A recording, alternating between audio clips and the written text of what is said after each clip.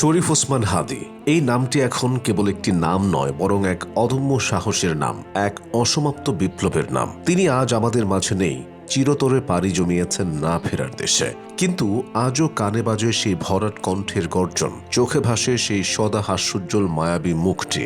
তার প্রতিটি কথা, তার যুক্তিনির্ভর জীবন দর্শন আর ইনসাফ কায়েমের অদম্য জেদ মুগ্ধ করেছিল এই দেশের আপামর জনতাকে। কিন্তু প্রশ্ন জাগে, ঝালকাঠির সেই অতি সাধারণ একটি গ্রাম থেকে উঠে আসা এক তরুণ কিভাবে হয়ে উঠলেন পুরো দেশের প্রতিবাদের কণ্ঠস্বর? কোন জাদুমন্ত্রে তিনি একদম রুট লেভেল থেকে উঠে এসে নেতৃত্ব দিলেন ইনকিলাব মঞ্চের মতো শক্তিশালী সংগঠনের? দুর্ভাগ্যজনক হলেও সত্য যে মানুষটি এদেশের মানুষের অধিকারের কথা বলতেন, তাকেই আজ থমকে যেতে হলো ঘাতকের বুলেটে। কি ছিল সেই শেষ মুহূর্তের দৃশ্যগুলো? একজন উজ্জ্বল নক্ষত্রকে কিভাবে অসময়ে নিভিয়ে দেওয়া হলো, তার সেই চড়াই উতরাই ভরা জীবনের গল্প এবং করুণ বিদায়ের সেই ট্র্যাজিক মুহূর্তগুলো জানতে ভিডিওটি শেষ পর্যন্ত দেখুন। শরীফ ওসমান হাদী ছিলেন সময়ের একজন সাহসী তরুণ বিপ্লবী।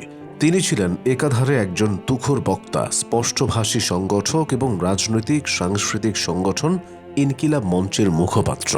তার কণ্ঠে প্রতিফলিত হতো এক প্রজন্মের ক্ষোভ, স্বপ্ন ও প্রতিবাদ।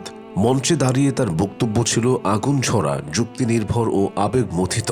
তার জীবন ছিল সময়ের হিসেবে ছোট, কিন্তু ঘটনার গভীরতায় ছিল বিস্তৃত ও ভারী। খুব অল্প সময়ের রাজনৈতিক যাত্রাতেই তিনি প্রত্যক্ষ করেছেন দমন পীড়ন, বৈষম্য, অনিয়ম ও ক্ষমতার অপব্যবহার। রাজপথ, সমাবেশ কিংবা বক্তৃতার মঞ্চ, সবখানেই তিনি ছিলেন নির্ভীক ও দৃঢ়। কোনো চাপ বা হুমকির কাছে মাথা নত না করা এক সংগ্রামী কণ্ঠস্বর।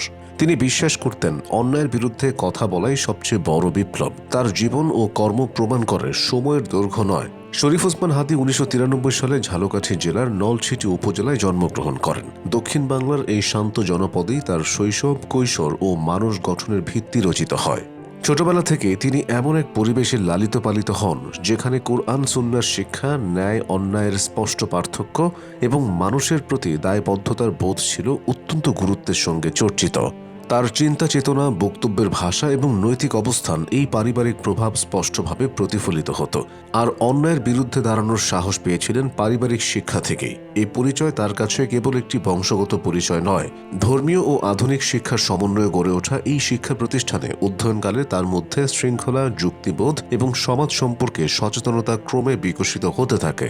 পরবর্তীতে তিনি উচ্চশিক্ষার জন্য দেশের সর্বোচ্চ বিদ্যাপীঠ ঢাকা বিশ্ববিদ্যালয়ে ভর্তি হন। সেখানে তিনি রাষ্ট্রবিজ্ঞান বিভাগে অধ্যয়ন শুরু করেন। এই বিষয়গুলো নিয়ে প্রাতিষ্ঠানিকভাবে পড়াশোনা করার সুযোগ তার চিন্তাকে আরও প্রখর ও বিশ্লেষণধর্মী করে তোলে। বিশ্ববিদ্যালয় জীবনেই তিনি বক্তৃতা, আলোচনা ও সংগঠনের মাধ্যমে নিজেকে একজন সচেতন ও সক্রিয় ছাত্র হিসেবে প্রতিষ্ঠিত করতে থাকেন। শিক্ষা জীবনের একটি পর্যায়ে হাদী ঢাকার রামপুরা এলাকায় বসবাস শুরু করেন। এই এলাকাতেই তিনি ধীরে ধীরে স্থানীয় সামাজিক ও রাজনৈতিক কর্মকাণ্ডের সঙ্গে সম্পৃক্ত হন।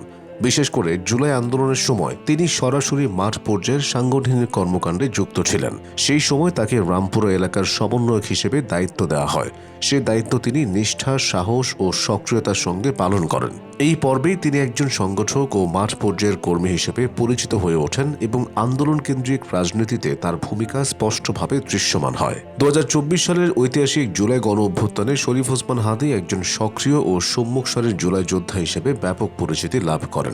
আন্দোলনের প্রতিটি সংকটময় মুহূর্তে তিনি সাহসের সঙ্গে মাঠে উপস্থিত থেকেছেন, অন্যায়ের বিরুদ্ধে কথা বলেছেন এবং তরুণদের সংগঠিত করতে গুরুত্বপূর্ণ ভূমিকা পালন করেছেন।